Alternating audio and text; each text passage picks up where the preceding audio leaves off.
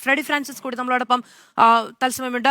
Shri Freddy Francis, police ഇങ്ങനെയാണ് നേരിടാൻ തീരുമാനിച്ചിരിക്കുന്നത്. ഇതിനപ്പുറത്തേക്ക് ധർമ്മേന്ദ്ര പ്രധാന്റെ രാജി ഉണ്ടാകുമെന്ന അടക്കമുള്ള പ്രതീക്ഷ നിങ്ങൾക്ക് ഇപ്പോഴുമുണ്ടോ?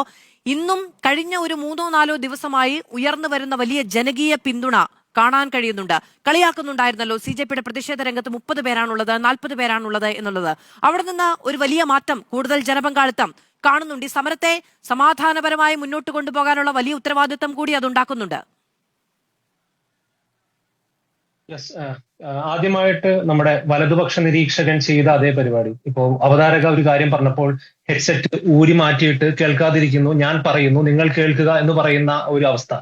ഈ അവസ്ഥ തന്നെയാണ് നമ്മളുടെ കേന്ദ്ര വിദ്യാഭ്യാസ മന്ത്രി കാണിക്കുന്നത്. ഇപ്പൊ ആദർശ് അവിടെ ഡൽഹിയിൽ സ്ഥലത്തുണ്ടായിരുന്നതാണ്. ആദർശ് കണ്ടതാണ് എങ്ങനെയാണ് ഈ രാവിലെ ഇത് അക്രമാസക്തമായ രീതിയിലേക്ക് ഇത് പൊട്ടിപ്പുറപ്പെട്ടത്. ആദ്യം പോലീസ് വന്ന് പിള്ളേരെ പ്രകോപിപ്പിച്ചുകൊണ്ട്, പിള്ളേരെ ആക്രമിച്ചുകൊണ്ട് ആദ്യം തുടങ്ങിയ സമരമാണ്. അതുപോലെ തന്നെ ഇത്രയും ഇപ്പൊ സാറ് പറയണ്ടായിരുന്നു, ഇപ്പൊ നമ്മുടെ വലതുപക്ഷ നിരീക്ഷകനായിട്ടുള്ള സാറ് പറയുന്നുണ്ടായിരുന്നു, ഡൽഹിയെ പോലെ ഇത്രയും സെൻസിറ്റീവ് ആയിട്ടുള്ള സ്ഥലത്ത് ഇങ്ങനെ നമുക്ക് ഒരു മൂലക്കിരുന്ന് നിങ്ങൾ സമരം ചെയ്തോളൂ. അപ്പൊ ഡൽഹി ഇത്ര സെൻസിറ്റീവ് ആയിട്ടുള്ള സ്ഥലമാണെങ്കിൽ എങ്ങനെ രാവിലെ 5 മണിക്ക് അല്ലെങ്കിൽ 5:30 മണിക്ക് ഒരു ലോറി നിറയെ കല്ലുകള് ഈ സമരം നടക്കുന്ന ഭാഗത്തേക്ക് വന്നു? പോലീസ് അറിവോടെയാണോ അല്ലെങ്കിൽ അറിവില്ലാതെയാണോ? അപ്പൊ ഇതേപോലെ ഈ സമരം അക്രമാസക്തമാകാൻ വേണ്ടിയിട്ട് പോലീസിന്റെ ഭാഗത്ത് നിന്നുണ്ടാകുന്ന കുറെ കാര്യങ്ങളുണ്ട്.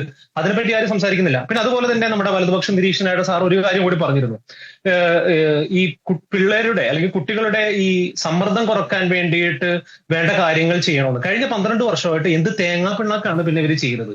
അപ്പോ ഇതിനെതിരെ നമ്മൾ സംസാരിക്കുമ്പോൾ നമ്മൾ എന്തോ ഭയങ്കര അഗ്രസീവായിട്ട് സംസാരിക്കുന്നു. അഗ്രസീവായിട്ട് സംസാരിക്കേണ്ട സമയത്ത് അഗ്രസീവായിട്ട് തന്നെ സംസാരിക്കണം. ഈ അഗ്രസീവ്നെസ് എന്ന് പറയുന്നത് വലതുപക്ഷ നിരീക്ഷകന്മാർക്ക് മാത്രമുള്ളതല്ല, പിള്ളേര് പറയുന്നതും കേൾക്കണം.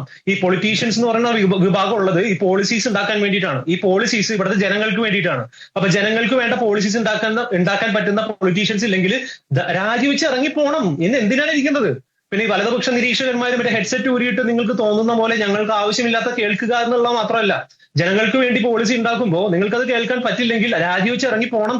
ഇത് ജനാധിപത്യ രാജ്യമാണ്. ഇവിടെ സമരമുണ്ട്, സമരത്തിനുള്ള എല്ലാവിധ സംവിധാനങ്ങളും ഉണ്ട്. ഇവിടെ എല്ലാവർക്കും വോയിസും വേണം, എല്ലാവർക്കും റെപ്രസെന്റേഷൻ വേണം. ഈ റെപ്രസെന്റേഷനും വോയിസ് ഒക്കെ പറയുമ്പോൾ നിങ്ങൾക്ക് ചൊറിച്ചിലുണ്ടാവും. പക്ഷെ ചൊറിച്ചിലുണ്ടാവാൻ വേണ്ടിയാണ് ഞങ്ങൾ ഇത് പറയുന്നത്.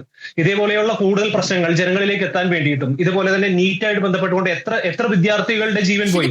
ആദ്യത്തെ ദിവസം തന്നെ കേന്ദ്ര സർക്കാരിന്റെ നയം പ്രഖ്യാപിതമാണല്ലോ, അത് അടിച്ചമർത്തുക എന്നുള്ളത് തന്നെയാണ്. എത്ര ദിവസം അങ്ങനെ ഒരു സംഘർഷം മുന്നോട്ട് കൊണ്ടുപോകാൻ കഴിയും? ഇത് ആ സംഘർഷം ഉണ്ടാക്കാൻ വേണ്ടിയിട്ട് ആരും അങ്ങോട്ട് പോയിട്ടില്ല. ഇത് ഡൽഹി പോലീസായിട്ട് തുടങ്ങി വെച്ച ഒരു ആക്ടിവിറ്റിയാണ്. അത് അങ്ങോട്ട് ഫോളോ അപ്പ് ചെയ്തു പോയി. പിന്നെ ഇത്രയും വലിയ അല്ലെങ്കിൽ യുവാക്കളാണ്, ചോരത്തിളപ്പുണ്ടാവും, അടിയിട്ടിയ ചിലപ്പോൾ തിരിച്ചു 2 കൊടുത്തൊന്നും വരും. അത് മനുഷ്യന്മാരാണ്. അവിടെ എല്ലാം സമരം ചെയ്യുന്നതെല്ലാം മനുഷ്യന്മാരാണ്. ഈ ഒരു 1000 പോലീസുകാർ തോക്കും ഇതും കൊണ്ട് പിള്ളേരെ, അതായത് തീവ്രവാദികൾ പോലും അല്ല, വിദ്യാർത്ഥികളായിട്ടുള്ള പിള്ളേരുടെ മുമ്പിലേക്ക് ചെന്ന് കഴിഞ്ഞാൽ പിള്ളേർ എത്ര നേരം റെസിസ്റ്റ് ചെയ്യും? എത്ര പേര് നിന്നുകൊണ്ട് അടികൊണ്ടു? എന്നിട്ടും അവർ ഹിന്ദിയിൽ ഒരു പ്രത്യേക ഒരു സ്ലർ ഉപയോഗിച്ചുകൊണ്ട് കുറച്ച് കാര്യങ്ങളൊക്കെ ഉപയോഗിച്ച വീഡിയോകളൊക്കെ നിങ്ങളുടെ മുമ്പിൽ തന്നെയുണ്ട്. അപ്പൊ ഈ വലതുപക്ഷ നിരീക്ഷകന്മാർ പറയുന്ന പോലെ നമ്മുടെ മലയാളത്തിലാണോ നമ്മളിപ്പോൾ സംസാരിക്കുന്നത്? മലയാളികളാണ് ഇത് കാണുന്നത്. അപ്പൊ ഇത് തന്നെയാണ് സ്വഭാവം. ഇത് തന്നെയാണ് വലതുപക്ഷ നിരീക്ഷകന്മാരുടെയും വലതുപക്ഷ രാഷ്ട്രീയത്തിന്റെയും സ്വഭാവം. ഞങ്ങൾ ചെയ്യും, നിങ്ങളത് ഫോളോ ചെയ്യുക. അങ്ങനെയല്ല.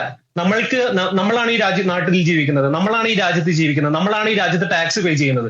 അപ്പൊ നമ്മൾക്ക് വേണ്ടിയിട്ടുള്ള സംഭവങ്ങൾ ഇവിടെ കൊണ്ടുവരാൻ നിങ്ങൾക്ക് പറ്റിയില്ലെങ്കിൽ നിങ്ങൾ രാജിവെച്ച് പുറത്തു പോകണം. നിങ്ങൾക്ക് മതം മാത്രമാണ് വേണ്ടെങ്കിൽ നിങ്ങൾ അത് അമ്പലത്തിലോ പള്ളിയിലോ അല്ലെങ്കിൽ മോസ്കിലോ എവിടെയെങ്കിലൊക്കെ പോയി ചെയ്യുക. ഈ രാജ്യത്ത് വേണ്ടി ഒരു വിദ്യാഭ്യാസ സമ്പ്രദായത്തിൽ നിങ്ങൾക്ക് അത് കോൺട്രിബ്യൂട്ട് ചെയ്യാൻ പറ്റിയില്ലെങ്കിൽ നിങ്ങൾക്ക് ഈ പണി പറ്റിയതല്ല, നിങ്ങൾ ഇറങ്ങി പോവുക എന്ന് മാത്രമേ എനിക്ക് പറയാനുള്ളൂ. അതിപ്പോ വിദ്യാഭ്യാസ മന്ത്രി പറ്റില്ലെങ്കിൽ വിദ്യാഭ്യാസ മന്ത്രി പോവുക, അല്ലെങ്കിൽ പ്രധാനമന്ത്രിക്ക് പറ്റില്ലെങ്കിൽ പ്രധാനമന്ത്രി പോവുക, ആഭ്യന്തരമന്ത്രിക്ക് പറ്റിയില്ലെങ്കിൽ നേതൃത്വമൊക്കെ ഉണ്ടാകും എന്ന് ഇപ്പോഴത്തും യുവജനങ്ങൾ വിചാരിക്കുന്നുണ്ട് എന്നത് നമുക്ക് വലിയ തോതിൽ ചിന്തിക്കേണ്ടുന്ന ഒരു കാര്യമാണ്. അതിൽ എത്രത്തോളം സാധ്യതയുണ്ട് എന്നത് ആശങ്കപ്പെടുത്തുന്ന ഒരു കാര്യം കൂടിയാണ്.